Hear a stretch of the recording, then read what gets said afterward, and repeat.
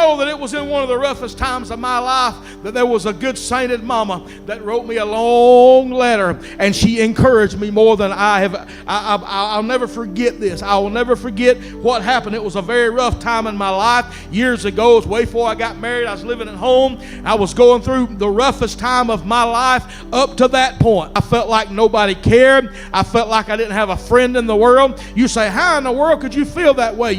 I was probably 19 or 20 at the time, and I thought that everything was against me. I didn't have a friend in the world. I didn't have nobody I could trust. Amen. The friends I had rejected me, and I just felt alone. I walked out to the mailbox, opened that mail up to get the letters out, and I come across flipping through them, and lo and behold, there was one with my name, not my dad's name, but my name on it.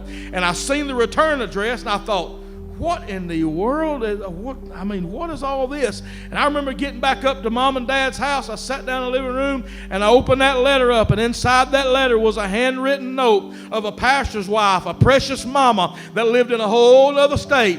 And God had laid me on that precious mama's heart. And she began to talk to me in that letter, and began to lift me up, and begin to encourage me, and begin to pray for me in that letter. And I sat there in Mom and Dad's living room, and I cried and I shed tears, and my heart was encouraged in me because of the presence of God. You can say this is crazy if you want to, but the presence of God I felt when I opened up that letter, because it come from someone that had been alone with God, and they sent me something to encourage me. I'll never forget that. That was a precious mama, amen, a pastor's wife that had children of her own, but yet God in His divine time used that lady to encourage me. Can I tell you this morning, mamas, don't ever fail to be encouraging to your children.